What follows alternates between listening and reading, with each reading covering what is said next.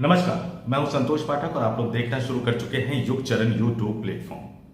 कांग्रेस के पूर्व राष्ट्रीय अध्यक्ष, लोकसभा में विपक्ष के नेता राहुल गांधी वोटों की चोरी का आरोप लगाते लगाते चुनाव आयोग की निष्पक्षता और चुनावों की प्रक्रिया की पारदर्शिता पर कई तरह के गंभीर आरोप लगाते लगाते अब यहां तक कहने लग गए हैं कि 2014 से ही चुनावी धांधली हो रही है और अगर 15 लोकसभा सीटों पर खेला ना हुआ होता, सिर्फ 15 लोकसभा सीटों पर, तो नरेंद्र मोदी देश के प्रधानमंत्री नहीं बन पाते। वो कह रहे हैं कि उनके पास सबूतों का एटम बम है और आने वाले कुछ दिनों में वो इसका खुलासा करेंगे। चुनाव आयोग निश्चित तौर पर राहुल गांधी के इन आरोपों का जवाब दे रहा है, लेकिन एक तरफ जहां SIR को लेकर देश में हंगामा मचा हुआ है, वहां राहुल गांधी जो लगातार आरोप लगा रहे हैं, संसद भवन परिसर के अंदर से लेकर कांग्रेस पार्टी के कार्यक्रमों में उसने इस देश की राजनीति को गरमा दिया है। और चुनाव आयोग के बाद अब केंद्र की नरेंद्र मोदी सरकार ने अपने एक वरिष्ठ और दिग्गज मंत्री को आगे कर दिया है राहुल गांधी के आरोपों का जवाब देने के लिए। और अब यह सवाल उठकर निकलकर उभर कर सामने आ रहा है कि सोमवार को जब सदन की कार्रवाई शुरू होगी और विपक्षी राजनीतिक दल जो 21 जुलाई से कर रहे हैं SIR का विरोध, निश्चित तौर पर उस पर वो हंगामा करेंगे। लेकिन जब सोमवार को सदन की कार्रवाई शुरू होगी, लोकसभा राज्यसभा की कार्रवाई शुरू होगी, तो वोटों की चोरी 2014 से लेकर धांधली के राहुल गांधी द्वारा लगाए गए आरोपों पर भारतीय जनता पार्टी किस तरह से पलटवार करती है और जिस तरह से देश के प्रधानमंत्री नरेंद्र मोदी ने अपने भरोसेमंद करीबी नेता को आगे करके राहुल गांधी को आईना दिखाने की कोशिश की है, क्या आने वाले दिनों में अब केंद्र सरकार, भारतीय जनता पार्टी के दिग्गज मंत्री राहुल गांधी पर अलग अलग शब्दों में गंभीर आरोप लगाते हुए पलटवार करते हुए नजर आएंगे। और मैं ऐसा क्यों कह रहा हूं? राहुल गांधी ने संसद के अंदर, संसद भवन परिसर के अंदर जो कहा, वोटों की चोरी को लेकर, चुनाव की धांधली को लेकर, संवैधानिक प्रक्रियाओं को लेकर, और यहां तक कह दिया कि चुनाव आयोग के अधिकारी जो गड़बड़ी कर रहे हैं, जो वोटों की चोरी के लिए जिम्मेदार है, रिटायरमेंट के बाद भी उनको कानूनी शिकंजे में लाया जाएगा, उनके खिलाफ कार्रवाई की जाएगी। राहुल गांधी के इस बयान पर चुनाव आयोग ने तो पलटवार किया, लेकिन नरेंद्र मोदी साहब ने अपने एक वरिष्ठ कैबिनेट मंत्री को कैसे आगे किया, उन्होंने क्या क्या कहा, उन तमाम चीजों की जानकारी मैं एक एक करके आपके सामने रखूंगा। लेकिन आज की इस बड़ी स्टोरी पर आने से पहले आपसे एक अपील, आपसे एक आग्रह, अगर आपने अभी तक इस YouTube प्लेटफॉर्म को सब्सक्राइब नहीं किया है तो आगे बढ़िए, युग चरण YouTube प्लेटफॉर्म को सब्सक्राइब कीजिए, हमारे वीडियो देखिए, पसंद आए तो लाइक कीजिए, शेयर कीजिए, ज्यादा से ज्यादा लोगों तक पहुंचाइए और कमेंट करके जरूर बताया कीजिए हमें कि आपको हमारी स्टोरी कैसे लग रही है। और अब आते हैं आज के एक बड़े ही गंभीर राजनीतिक मुद्दे पर। राहुल गांधी विज्ञान भवन में कांग्रेस पार्टी का एक कार्यक्रम था जो सालाना लीगल कॉन्क्लेव होता है, जिसमें कांग्रेस पार्टी के राष्ट्रीय अध्यक्ष मल्लिकार्जुन खड़गे भी बोले, कई अन्य नेता भी बोले, अभिषेक मनु सिंघवी भी बोले। लेकिन राहुल गांधी ने बोलते बोलते वोटों की चोरी, चुनाव आयोग द्वारा की जा रही धांधली पर गंभीर बातें कहते हुए 2014 तक पहुंच गए। और क्या कहा उन्होंने 2014 से लेकर अब तक के चुनावी प्रक्रिया पर, वो सुनना आपके लिए बहुत ज्यादा दिलचस्प रहेगा। राहुल गांधी ने दिल्ली में आयोजित कांग्रेस पार्टी के कार्यक्रम में, विज्ञान भवन में जो आयोजित किया गया था, उसमें कहा कि वो लगातार हाल ही में पिछले कई दिनों से चुनावी प्रणाली के बारे में बोल रहे हैं। उन्हें शक था कि वर्ष 2014 से ही चुनावी प्रक्रिया में कुछ न कुछ गड़बड़ है। और कैसे कह रहे हैं राहुल गांधी? राहुल गांधी ने आगे कहा कि गुजरात विधानसभा चुनाव को लेकर उन्हें पहले से ही शक था।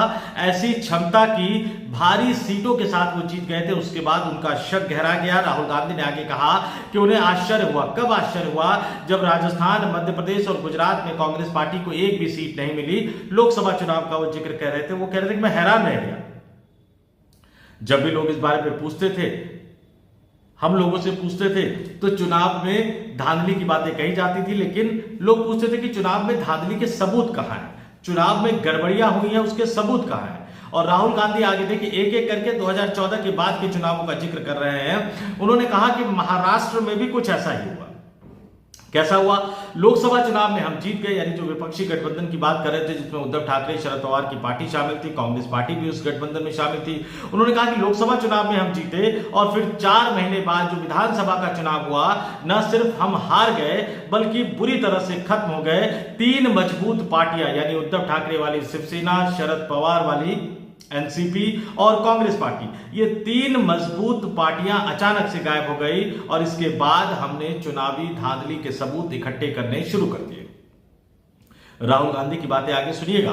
उन्होंने कहा कि हमने महाराष्ट्र में पाया कि लोकसभा और विधानसभा चुनावों के बीच 1 करोड़ नए मतदाता जुड़ते हैं। इनमें से ज्यादातर वोट भाजपा को जाते हैं। अब मैं बिना किसी संदेह के कह रहा हूं कि हमारे पास सबूत है। आपको बता दें कि इससे पहले 1 अगस्त को भी राहुल गांधी ने चुनावों में धांधली की बात कहते हुए कहा था कि उनके पास जो सबूत है वो परमाणु बम की तरह है।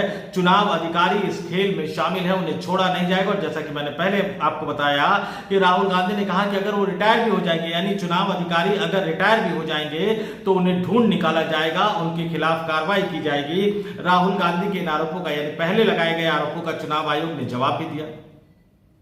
हालांकि इस कार्यक्रम में बोलते बोलते कुछ राहुल गांधी फंस भी गए 1-2 जगह। अरुण जेटली को लेकर जो तथ्यों का जिक्र किया, भारतीय जनता पार्टी उन पर पूरी तरह से उन तथ्यों को लेकर हमलावर नजर आ रही है। लेकिन चुनावों में धांधली कि इस मुद्दे को बार बार उठाने का एक सबसे बड़ी जो वजह मानी जाती है कि इस साल अगर मैं चुनावों की बात करूं तो इस साल एकमात्र जो सबसे महत्वपूर्ण राज्य है बिहार, वहां विधानसभा चुनाव होने वाले हैं और बिहार की चुनावी राजनीति बड़ी अजब गजब सी राजनीति बनी हुई है। और उससे पहले चुनाव आयोग ने SIR अभियान चलाकर कई तरह के सवालों को खड़ा कर दिया है। 65 लाख वोटों के काटने जाने की बात को लेकर राष्ट्रीय जनता दल के नेता तेजस्वी यादव लगातार आक्रामक मूड में नजर आ रहे हैं। हालांकि उन्होंने भी जिस तरह से कल प्रेस कॉन्फ्रेंस की और ये कहा कि मेरा नाम वोटर लिस्ट से काट दिया गया, भारतीय जनता पार्टी बाकायदा सबूत और तथ्यों के साथ आ गई, तो एक फ्रंट पे कहीं ना कहीं राहुल गांधी से चूक होती हुई नजर आई, दूसरे फ्रंट पे कहीं ना कहीं तेजस्वी यादव से चूक होती हुई नजर आई। और उसी बिहार की धरती पर मैंने कहा कि देश के प्रधानमंत्री नरेंद्र मोदी के करीबी दिग्गज नेता, देश के रक्षा मंत्री, जब वो भारतीय जनता पार्टी के राष्ट्रीय अध्यक्ष हुआ करते थे तभी लालकृष्ण आडवाणी, सुषमा स्वराज, वेंकैया नायडू जैसे तमाम दिग्गज नेताओं के विरोध के बावजूद गोवा में जो कार्यकारिणी की बैठक हुई थी, उस बैठक में नरेंद्र मोदी को 2013 की बैठक में नरेंद्र मोदी को पहले चुनाव प्रचार अभियान समिति का मुखिया चुना गया और उसके बाद राजनाथ सिंह दिल्ली जब वापस लौटे तो कुछ दिनों बाद उन्हें संसदीय बोर्ड की बैठक बुलाई और पार्लियामेंट्री बोर्ड की बैठक में नरेंद्र मोदी को प्रधानमंत्री पद का उम्मीदवार चुन लिया गया, प्रेस कॉन्फ्रेंस करके उसको घोषित कर दिया गया। और राजनाथ सिंह उसके बाद से लगातार केंद्र की नरेंद्र मोदी सरकार में नंबर 2 की पोजीशन पर है। 2014 में नरेंद्र मोदी प्रधानमंत्री बने तो गृह मंत्रालय का जिम्मा उनको मिला और 2019 के बाद जब अमित शाह कैबिनेट में आ गए तो उनको रक्षा मंत्रालय जैसा महत्वपूर्ण मंत्रालय दिया गया। और लोकसभा में वो सत्ता पक्ष की तरफ से उपनेता भी है, लोकसभा में सदन के नेता नरेंद्र मोदी है और उपनेता राजनाथ सिंह है। तो नरेंद्र मोदी साहब ने राहुल गांधी के इन आरोपों का जवाब देने के लिए, राहुल गांधी के इन आरोपों पर पलटवार करने के लिए अपने सबसे वरिष्ठ नेता, पूर्व राष्ट्रीय अध्यक्ष, गृह मंत्री रह चुके वर्तमान रक्षा मंत्री राजनाथ सिंह को आगे किया। और राजनाथ सिंह ने राहुल गांधी के आरोपों का जवाब कहां दिया? उसी बिहार की धरती पर जाकर दिया जहां इस साल अक्टूबर-नवंबर में विधानसभा का चुनाव होने वाला है। देश के रक्षा मंत्री राजनाथ सिंह ने बिहार की राजधानी पटना की धरती से राहुल गांधी के आरोपों पर पलटवार करते हुए कहा कि राहुल गांधी के पास ना कोई तथ्य है, ना कोई सबूत है। कांग्रेस के नेता यानी राहुल गांधी झूठे आरोप लगा रहे हैं और ये उनको शोभा नहीं देता। राजनाथ सिंह ने आगे कहा कि राहुल गांधी के पास, जैसे कि राहुल गांधी ने कहा कि सबूतों का एटम बम है, तो राजनाथ सिंह ने कटाक्ष करते हुए कहा कि अगर राहुल गांधी के पास सबूतों का एटम बम है तो देर क्यों कर रहे हैं? तुरंत परीक्षण कर दे, तुरंत उस एटम बम को फोड़ दे।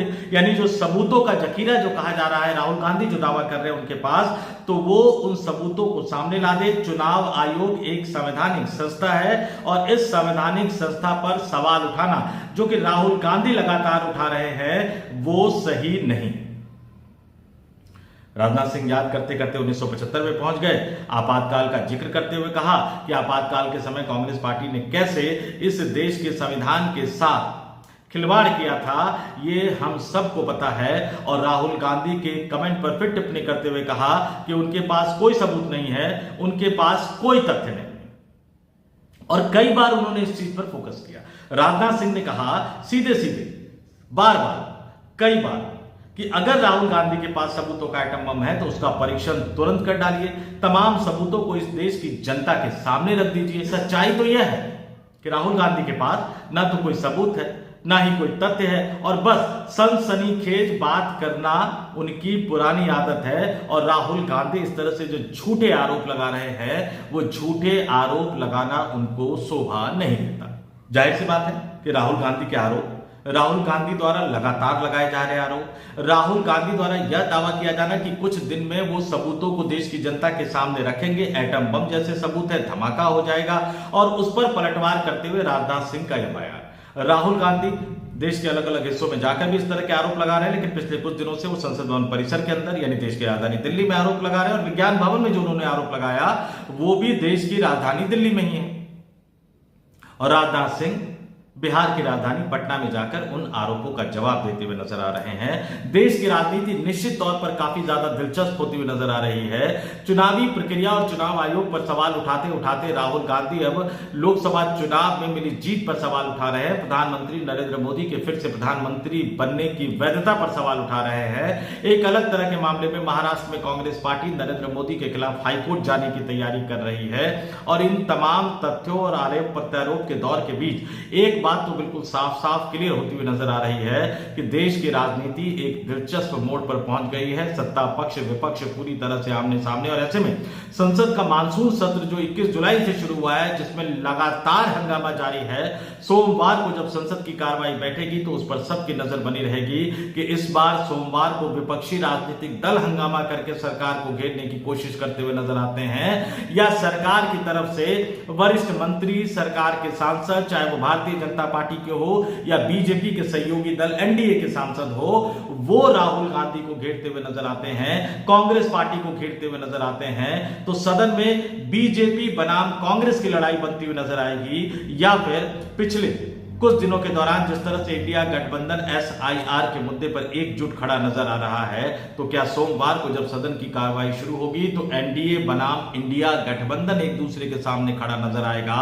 ये दोनों राजनीतिक रूप से एक दूसरे पर आरोप लगाते हुए नजर आएंगे। और ध्यान रखिएगा, उपराष्ट्रपति के चुनाव की तारीखों का ऐलान हो चुका है, और जाहिर सी बात है कि एक तरफ एकजुट इंडिया गठबंधन का जवाब देने के लिए अब भारतीय जनता पार्टी को एनडीए गठबंधन की एकजुटता को भी दिखाना होगा, बार बार दिखाना होगा, लगातार साबित करना होगा, क्योंकि उपराष्ट्रपति चुनाव जो कि अगले महीने 9 सितंबर को चुनाव आयोग ने जो तारीखों की घोषणा की है, अगले महीने 9 सितंबर को उपराष्ट्रपति का चुनाव होने जा रहा है। नंबर गेम के मामले में भारतीय जनता पार्टी के पास एनडीए गठबंधन के सहयोगी दलों के साथ मिलाकर बहुमत है, लेकिन इस एकता को बनाए रखना बहुत ज्यादा जरूरी है। तो इस एकता की शुरुआत सोमवार से ही हो जाएगी, और संसद के दोनों सदनों में किस तरह का नजारा निकलकर सामने आएगा, इसका हम सबको इंतजार होगा। जाते जाते फिर आपसे अपील करूंगा, आग्रह करूंगा, अगर आपने अभी तक इस YouTube प्लेटफॉर्म को सब्सक्राइब नहीं किया है तो आगे बढ़िए, युगचरण YouTube प्लेटफॉर्म को सब्सक्राइब कीजिए, हमारे वीडियो देखिए, पसंद आए तो लाइक कीजिए, और कमेंट करके जरूर बताइएगा कि आज की ये स्टोरी आपको कैसी लगी। इस वीडियो में इतना ही। मुझे यानी संतोष पाठक को दीजिए इजाजत। नमस्कार।